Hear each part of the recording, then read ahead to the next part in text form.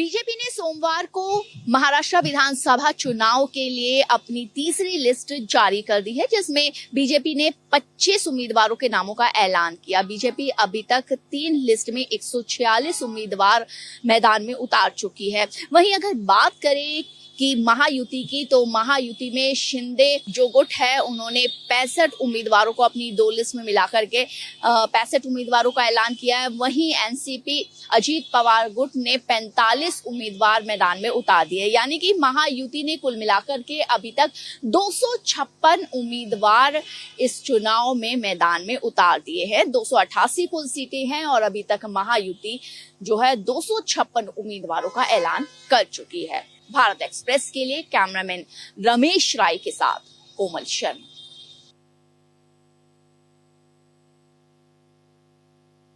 झारखंड विधानसभा में दूसरे चरण के होने वाले मतदान को लेकर सोमवार को बीजेपी के कई महत्वपूर्ण नेताओं ने नामांकन किया। इसमें सबसे ज़्यादा महत्वपूर्ण नेता देखा जाए तो प्रदेश अध्यक्ष बाबूलाल मरांडी ने राजधनवार सीट से नामांकन किया और नामांकन की सभा में काफ़ी लोग उमड़े। लोगों को संबोधित करते हुए बाबूलाल जी ने साफ तौर पर कहा कि परिवर्तन की लहर है और अब जनता परिवर्तन का मन बना चुकी है। उधर देवघर, गिरिडीह से निर्भय साहबादी, देवघर से नारायण दास समेत अन्य कई लोगों ने, सीता सोरेन ने, तमाम लोगों ने, बीजेपी के प्रत्याशियों ने नामांकन किया और दूसरे चरण के मतदान को लेकर अपनी नामांकन की प्रक्रिया को पूरा किया। सभी जगहों पर तमाम बीजेपी के बड़े नेता जो है वो मौजूद रहे। कहीं शिवराज सिंह चौहान मौजूद रहे तो कहीं कोई विधायक मौजूद रहे। प्रदेश अध्यक्ष के रूप में बाबूलाल मरांडी की एक बड़ी सभा जो है वो डोरंडा मैदान में हुई, जिसके बाद तमाम नेताओं ने अपने अपने तरीके से जीत के दावे किए। कुल मिलाकर सोमवार का दिन भी नामांकन के लिहाज से और बीजेपी के लिहाज से काफ़ी महत्वपूर्ण माना जा सकता है। भारत एक्सप्रेस के लिए कैमरामैन धर्मेंद्र के साथ मधुकर आनंद, राजधनवार, गिरिडीह। उत्तराखंड की केदारनाथ विधानसभा सीट पर होने वाले उपचुनाव के लिए भारतीय जनता पार्टी और कांग्रेस के प्रत्याशियों ने आज नामांकन दाखिल कर दिया है और नामांकन से पहले दोनों पार्टी के प्रत्याशियों ने शक्ति प्रदर्शन करते हुए पार्टी के वरिष्ठ नेताओं की मौजूदगी में अपना नामांकन दाखिल किया है। दोनों पार्टियों के जीत के अपने दावे हैं, लेकिन इस सीट पर आंकड़े कुछ और ही बयां करते हैं, क्योंकि पिछले 5 विधानसभा चुनावों में 3 बार भाजपा और 2 बार कांग्रेस ने जीत हासिल की है, जिससे लगता है कि भाजपा का पलड़ा कांग्रेस के मुकाबले काफी भारी है। केदारनाथ विधानसभा सीट पर आंकड़े भले ही बीजेपी के पक्ष में हो, लेकिन पिछले 2 उपचुनावों में मिली हार भारतीय जनता पार्टी को परेशान करती है, क्योंकि ऐसा पहला मौका था जब 24 साल के इतिहास में कोई सत्ताधारी पार्टी उपचुनाव हारी हो। ऐसे में भारतीय जनता पार्टी केदारनाथ विधानसभा सीट को जीतकर पिछली हार भुलाना चाहेगी, तो वहीं कांग्रेस इस सीट को जीतने के बाद विधानसभा में अपनी संख्या को 20 से 21 करना चाहेगी। देहरादून से अभिषेक कुमार, भारत एक्सप्रेस।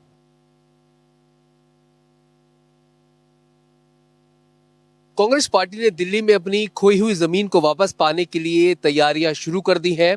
दरअसल 8 नवंबर से कांग्रेस पार्टी दिल्ली के अंदर न्याय यात्रा शुरू करने जा रही है, जिसकी शुरुआत कहा जा रहा है कि खुद राहुल गांधी करेंगे। मल्लिकार्जुन खड़गे भी उनके साथ इस यात्रा में शामिल होंगे। इस यात्रा का मुख्य उद्देश्य यही है कि आम आदमी पार्टी के खिलाफ जनसंपर्क अभियान को धार दी जाए और जो मतदाता और जो कार्यकर्ता कहीं न कहीं कांग्रेस पार्टी से छिटक गया है, उनको वापस लाने की शुरुआत इस यात्रा के द्वारा की जाए।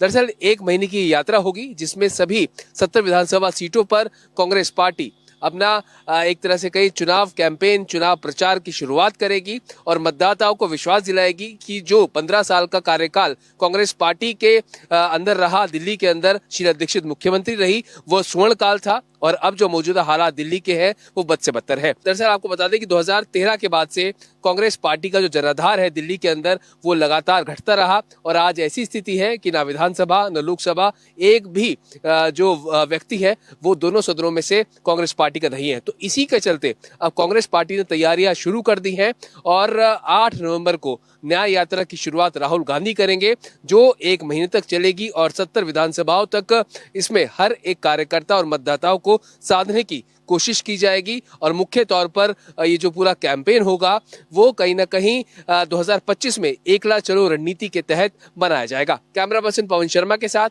प्रशांत यागी, भारत एक्सप्रेस, दिल्ली। एक अन्य मार्ग यानी मुख्यमंत्री नीतीश कुमार के आवास पर एनडीए की बैठक, मतलब चुनावी आगाज।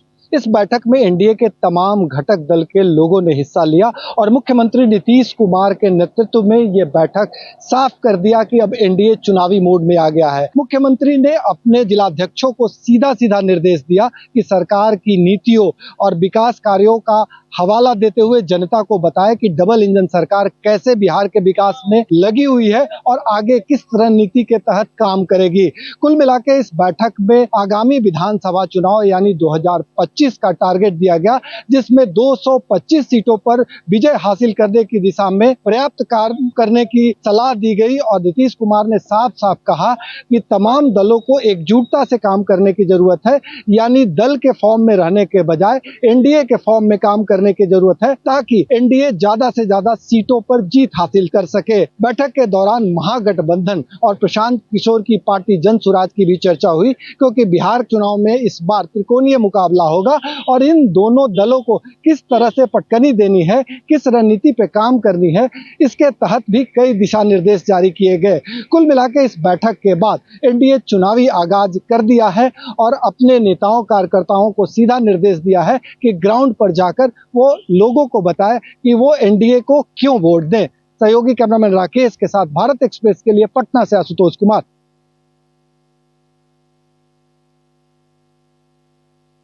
आज एनडीए की बैठक नीतीश कुमार की अध्यक्षता में एक अन्य मार्ग में हुई, लेकिन इसको लेकर के कांग्रेस ने बीजेपी के ऊपर चुटकी ली।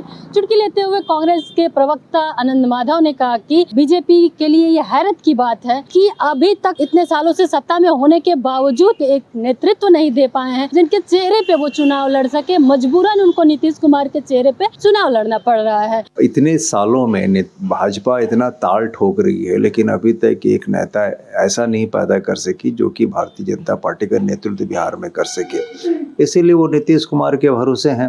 कहीं न कहीं ये बैठक एक मजबूरी है, मैरिज ऑफ कन्वीनियंट है, ये कांग्रेस का कहना है। नीतीश कुमार भी बीजेपी के साथ सफोकेशन महसूस करते हैं। कांग्रेस बड़े बड़े आरोप लगा रहे हैं एनडीए गठबंधन के ऊपर। देखिए, भाजपा और जदयू का जो ये मेल है, ये भी मेल है, ये मैरिज ऑफ कन्वीनियंस है। दोनों सत्ता के लिए ये गठजोड़ किए हैं। ठीक है, राजनीतिक दल हैं तो सत्ता के लिए गठजोड़ करेंगे ही करेंगे, लेकिन इसमें दोनों में न किसी का नीति मिलता है, न सिद्धांत मिलता है। बस सिर्फ कुर्सी और कुर्सी के लिए ये लोग तालमेल आपस में बैठा रहे हैं। सारी पार्टियां एकजुट दिख रही हैं, लेकिन विचार किसी के नहीं मिलते हैं। खास करके नीतीश कुमार के विचार बीजेपी से नहीं मिलते हैं। उसके बावजूद सत्ता की मजबूरी के वजह से एक साथ दिख रहे हैं। पटना से भारत एक्सप्रेस के लिए ज्योति। एक तरफ एनडीए विधायक दल की बैठक चल रही थी, दूसरी तरफ एक युवक आता है, वो अपनी मां के हत्या का आरोप लगाता है, बीजेपी नेता पर हत्या का आरोप लगाता है। यहाँ पे वो बीजेपी नेता का पुतला दहन करता है, पुलिस ओवर पावर करती है और किसी तरह से उसे काबू में करके पुलिस उठा के ले जाती है। पटना के दानापुर इलाके का रहने वाला ये युवक है और इसका आरोप है कि बीजेपी नेता ने उसकी मां के ऊपर गाड़ी चढ़ा के हत्या की है और इसी की मांग को लेकर वो सीएम हाउस पहुंचा, जहां अंदर में बैठक चल रही है और बाहर में वो आगजनी करके विरोध जताया है। विरोध जताने के बाद तत्काल पुलिस हरकत में आई और हरकत में आने के बाद उस युवक को गिरफ्तार किया गया है और इस पूरे मामले की छानबीन पटना पुलिस कर रही है। सहयोगी कैमरामैन राकेश के साथ भारत एक्सप्रेस के लिए पटना से आशुतोष कुमार।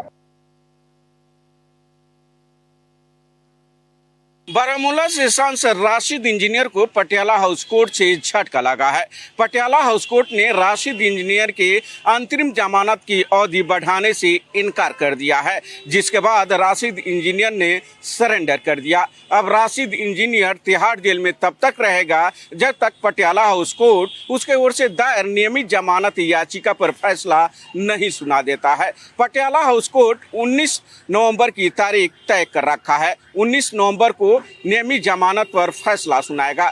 तब तक वो तिहाड़ जेल में बंद रहेगा। राशिद इंजीनियर को 2005 में सबसे पहले तब गिरफ्तार किया गया जब उसके ऊपर आतंकवादियों का संरक्षण देने का आरोप लगा था, लेकिन आरोप साबित नहीं होने पर उसे बरी कर दिया गया। 2019 में यूएपीए के तहत फिर उसे गिरफ्तार किया गया और जेल में रहते हुए ही उसने लोकसभा का चुनाव लड़ा और जीत हासिल की। उमर अब्दुल्ला को हराकर उसने बड़ी मात्रा में जीत हासिल की थी, लेकिन बाद में उसे अपने भाई के चुनाव प्रचार करने के लिए कोर्ट से अंतरिम जमानत मिली थी, जो समय समय पर बढ़ता रहा। लेकिन आज कोर्ट ने उसे अंतरिम जमानत की अवधि बढ़ाने से इनकार कर दिया। इंशाल्लाह हम भी बरी होंगे, सब बरी होंगे। हमने कुछ किया नहीं है, हमारी अंतरात्मा बिल्कुल सेटिस्फाइड है।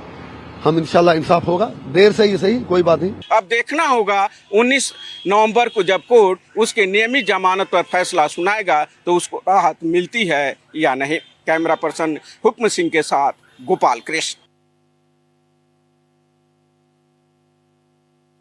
मुंबई करों की तरफ से दिवाली से पहले दिवाली की जो तैयारियां हैं वो शुरू हो चुकी हैं। कुछ ही दिनों के बाद दिवाली है और उसके पहले मुंबई के बाजारों में हर तरफ रौनक दिखाई दे रही है, लोगों की भीड़ दिखाई दे रही है। इस समय हम माहिम के बाजार में मौजूद है और सीधे आपको तस्वीर दिखा रहे हैं कि जो बाजार है वो पूरी तरीके से सजा हुआ है। साज सजावट के जो सामान है वो बाजारों में मौजूद है। ये कंडील है अलग अलग प्रकार की जो लोग अपने घरों पर लगाते हैं। बड़े बड़े कंदील है, छोटे छोटे कंदील है। इसके साथ ही यहाँ पर विभिन्न प्रकार की जो चीजें हैं जो लोग अपने घर को सजाने के लिए उपयोग करते हैं वो चीजें भी बाजार में मौजूद है और लोग खरीदारी करने आ रहे हैं। लोगों की जो भीड़ है आप देख सकते हैं कि कितनी ज्यादा है। लोग बाजारों में शॉपिंग करने आ रहे हैं, फिर चाहे वो मुंबई का दादर बाजार हो, माहिम बाजार हो, सभी जगहों पर लोगों की मौजूदगी देखी जा रही है। इसके साथ ही यहाँ पर पटाखों की दुकान लगी हुई है, लोग आकर पटाखे भी खरीद रहे हैं। हालांकि कई राज्यों में सरकार की तरफ से पटाखों पर रोक लगाया गया है, लेकिन उसके बावजूद बिना पटाखों की दिवाली कहीं ना कहीं फीकी होती है और ऐसे में लोग खरीदारी कर रहे हैं। पटाखों में किस तरीकों की डिमांड देखी जा रही है, क्या लोग पटाखे खरीद रहे हैं? जो पिछले ईयर था उससे थोड़ा कम है। शायद वजह ये हो सकती है कि ये भी बच्चों का एग्जाम भी चल रहा था और महाराष्ट्र का इलेक्शन भी नजदीक है, तो हो सकता है। इसके साथ ही साथ दूसरे जो साज सजावट के सामान है वो बाजार में उपलब्ध है। दिए जो लोग अपने घर पर जलाते हैं, इसके साथ ही लक्ष्मी माता की फोटो मौजूद है। रंगोली जो कि काफी महत्वपूर्ण होती है, लोग अपने घरों के बाहर रंगोली बनाते हैं, भव्य रंगोली बनाते हैं। तो ऐसे में इस बाजार में सजावट की जो सारी सामग्री है वो मिल रही है और लोग खरीदारी करने यहाँ पर आ रहे हैं। इसके साथ ही साथ यहाँ पर लाइटिंग भी, लाइट का जो शॉप है वो भी मौजूद है। लोग अपने घरों में लाइट लगाते हैं अलग अलग प्रकार की, अलग अलग तरीके से। तो बिना साज सजावट के दिवाली कहीं ना कहीं फीका होता है, तो ऐसे में लाइटिंग भी अलग अलग प्रकार की दिखाई दे रही है। घर घूती जो चीजें हैं वो बाहर भी मिल रही है, मतलब कि उनको बनाई हुई चीजें अपने हाथ से बाहर बेचा जा रहा है। चॉकलेट्स जो बच्चों के फेवरेट्स होते हैं, तो ऐसे में कह सकते हैं कि जो लोग हैं वो बड़े ही उत्साह के साथ में दिवाली की शॉपिंग कर रहे हैं और त्यौहार मनाने की जो तैयारी है वो मुंबई करों की तरफ से की जा रही है। कैमरामैन बाला के साथ में आंचल तिवारी, भारत एक्सप्रेस।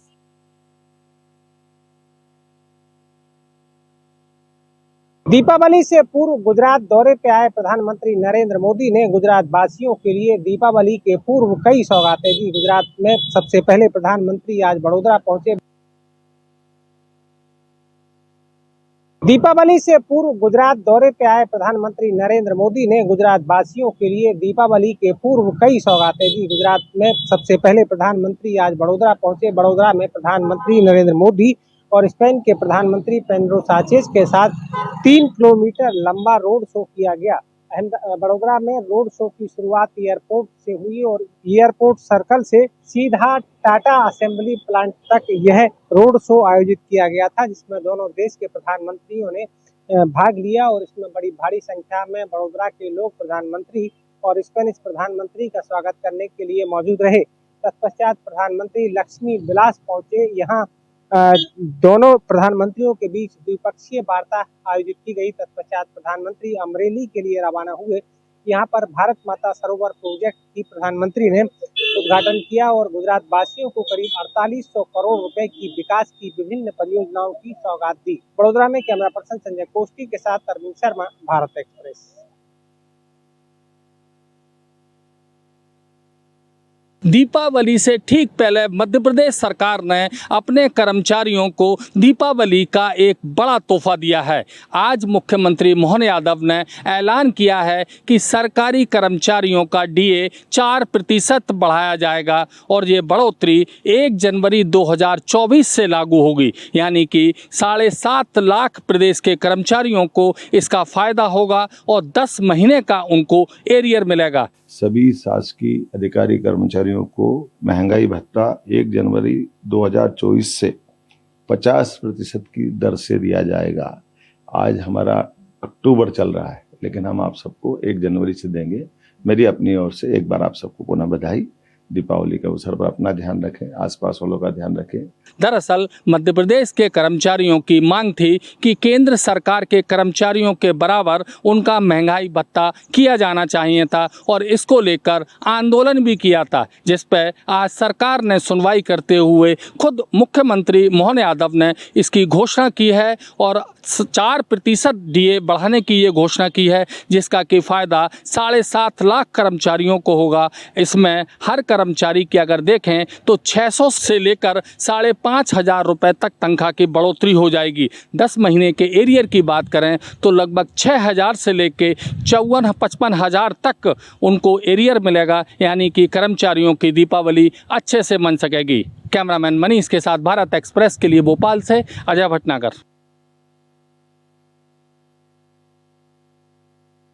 दिवाली और छठ की पूजा को देखते हुए पश्चिम रेलवे के मुंबई डिवीजन की तरफ से बड़ा फैसला लिया गया है। मुंबई डिवीजन के बड़े रेलवे स्टेशनों पर प्लेटफॉर्म टिकट की बिक्री पर रोक लगाई गई है। ये रोक आज से लेकर 8 नवंबर तक जारी रहेगी। इसमें मुंबई और गुजरात के कई बड़े रेलवे स्टेशन शामिल हैं। आपको बता दें कि मुंबई के जो स्टेशन है जहां पर प्लेटफॉर्म टिकट की बिक्री पर रोक लगाई गई है, उसमें मुंबई सेंट्रल, दादर, बांद्रा, बोरीवली, वसई रोड, इसके साथ ही साथ गुजरात वाले स्टेशन की बात करें तो उसमें वापी, वलसाड़, उड़ना, सूरत जैसे कई बड़े स्टेशन शामिल है। आपको बता दें कि कल मुंबई के बांद्रा टर्मिनस पर भीड़ भाड़ ज्यादा हो गई थी। भगदड़ मचने की वजह से कई लोग जख्मी हो गए थे। उसके बाद पश्चिम रेलवे की तरफ से यह कदम उठाया गया। रेलवे की तरफ से ये भी कहा गया है कि प्लेटफॉर्म पर लोग आकर भगदड़ ना मचाए, उनके लिए यहाँ पर समुचित जो व्यवस्था है वो की गई है और उनके हेल्प के लिए जो रेलवे के कर्मचारी हैं वो मौजूद रहेंगे। अब ऐसे में ये देखना होगा कि लोगों को राहत कब मिलेगी, क्योंकि भारी संख्या में लोग बिहार, यूपी, गुजरात, अलग अलग राज्यों में जाते हैं और इस समय फेस्टिवल वाइब से और जो प्लेटफॉर्म है वहां पर लोगों की संख्या ज्यादा होती है, जिसकी वजह से पश्चिम रेलवे की तरफ से यह कदम उठाया गया है। कैमरामैन बाला के साथ में आंचल तिवारी, भारत एक्सप्रेस।